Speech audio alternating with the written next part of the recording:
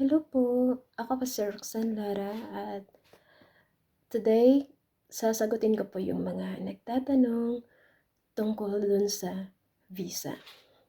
So, dun sa mga nag-a-apply po ng Visa C for Belgium, yung sa akin kasi is marriage visa. So, kung paano ako nag-apply? So, kami ni fiancé is over 2 years relationship na nung nag-decide kami na mag-apply ng visa. Kasi nga nung nag-inquire kami dun sa consulate sa Belgium, Consulate of the Philippines dito sa Belgium, yung sabi kasi nila is dapat daw at least like 2 years in relationship or at least 2 times na nagkita. So si fiancé kasi that time, isang beses lang siya nagpunta sa Pilipinas for 30 days. So, nag-start na kami mag-inquire ng mga requirements. So, nag-inquire kami sa BFS, and then sa BFS po makikita natin yung complete set ng requirements. So, pag na-comply po natin sila, take note na yung mga requirements po is dapat 3 sets po siya. Yung sa original, tapos dapat may photocopy tayo na 2 photocopies each document. So, bali 3. Kasi nga isang original, tsaka isang photocopy at isang another photocopy. Kasi ganun yung kukunin ng BFS. So, after ko po na comply yung lahat ng requirements, medyo natagalan po ako sa NBI kasi nga ang tagal na release ng NBI ko. Umabot pa siya ng 28 days. Oo. So, after nun, ipapa-apostle po natin. So, yung apostle po is, before po, ang tawag dun is red ribbon. So, ngayon is, ano na kasi siya, parang seal na lang siya, yung gold seal, ganun. Yun po yung apostle. So, yung sa Cebu kasi ako nagpa-apostle. So, sa Cebu po walang expedite. So, yung normal lang yung processing ng apostle. So, 3 days, ganun. So, tapos yung, kasi nga marriage visa, so dapat may sinumar na ipapa-apostil. Yung sinumar po, is medyo matagal po yung apostil processing niya kasi ipo-forward po nila sa PSE sa Manila, sa main, kasi nga i-check nila yon. Tsaka po siya ilalagay ng apostil. So, after po siyang ma-apostil lahat ng general requirements, isi-send po natin siya kay fiancé sa Belgium. Tapos si fiancé naman po na nasa Belgium, dadalhin po yung mga documents, apostille documents sa Philippine Consulate dito, and then ipapa-translate po siya. So yung translation ng documents, dapat po dito po siya ipapa-translate sa Belgium. Hindi po pwede sa Pilipinas. Kasi po may mga nagsasabi po sa akin na yung translation daw po nila, bumayad daw po sila ng 300 euros sa Pilipinas, which is around 15K or 16, ganun.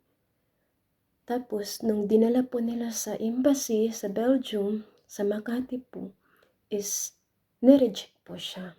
Kasi nga po, di po nagta-translate ang Pilipinas ng mga documents po. Actually, pwede naman pong mag-translate, pero di po siya valid, ganun. What I mean. So, yung accredited lang talaga na nagta-translate is yung consulate lang po talaga dito.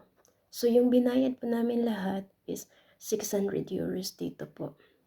So, after that, may mga documents po si fiancé na dapat i-present sa City Hall kung saan po siya belong. Kasi doon po siya i-register yung marriage niya.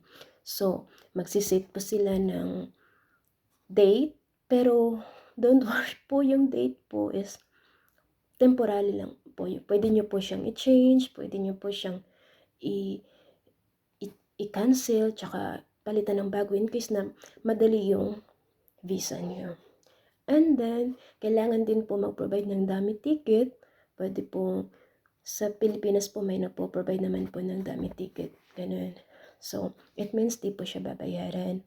Tsaka si fiancé naman, may mga documents din siyang ipo-provide. Tsaka, ipapadala niya ulit dito dyan sa Pilipinas.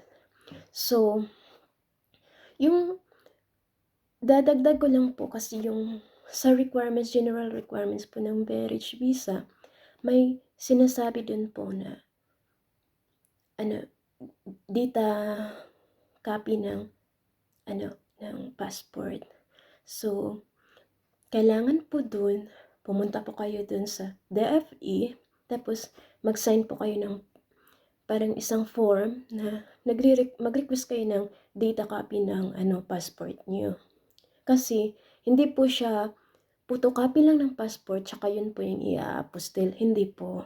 So, kailangan nyo mag-request. So, dapat agahan konti kasi nga 1 to 2 months po, ganun po. Yung sa akin po sa Cebu is 1 month po siya na-release eh. Bumalik pa ko 1 month. So, yun po yung medyo tumagal yung pagkukumplay ko ng mga requirements. And then, after that, pag naipadala na ni fiancé yung documents pabalik, so pwede na po tayong mag-open ng appointment sa BFS. So, naka 3 seats na po lahat yun. May ipapadala po si fiancé na galing sa consulate ng Pilipinas dito sa Belgium na hindi po siya pwede ipasa sa BFS. Yun po yung affidavit of support. Yun po yung tinatawag na AOS. Kasi nga po kailangan po siya sa immigration. So without AOS, pwede po tayong ma-offload. So di tayo makakasakay ng eroplano, so sayang lang din po. So keep in mind po na yung AOS ninyo, pwede nyo po siyang ipapotocopy. Yung colored na photocopy, pwede nyo po siyang file doon sa original copy na ipapasa nyo sa BFS, tsaka mag-photocopy din kayo nung pwede black and white para doon din sa 2 sets na photocopy. Kasi 3 sets yung sisend nyo doon sa BFS. So, ganun na siya. And then, after nyo po yung masend nyo na sa BFS,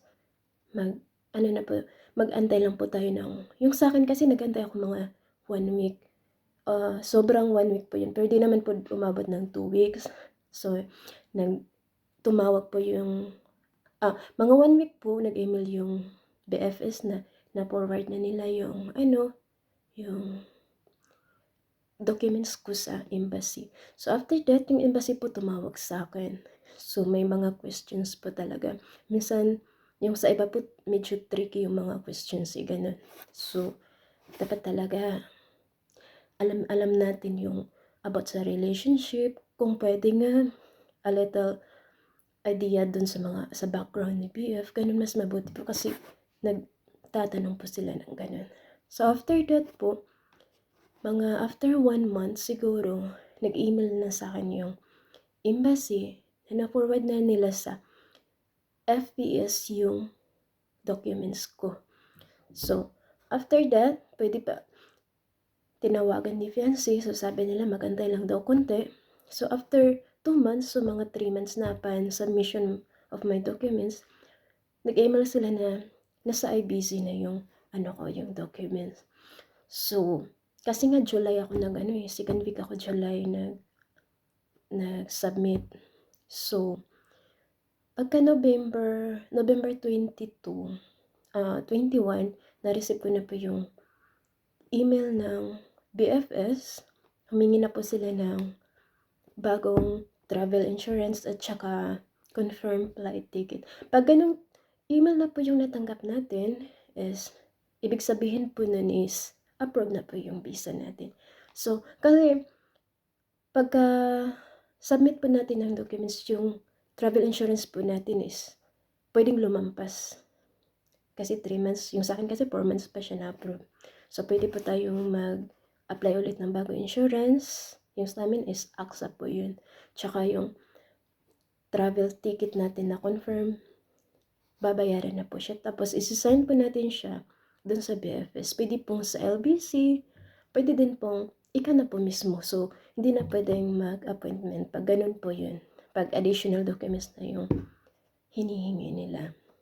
And then, so, after nun, after ko po na-send yung documents ko sa BFS, mga 5 days yata, or 4 days ba yun, is nag-email na po sila na pwede na pong i-pick up yung passport ko together with my visa. So, ayun na. And then, nagantay na lang po ako nung flight ko. And then, after that, andito na po ako. Thank you po. Pag may tanong po kayo, pwede po kayong magtanong. Open po ako.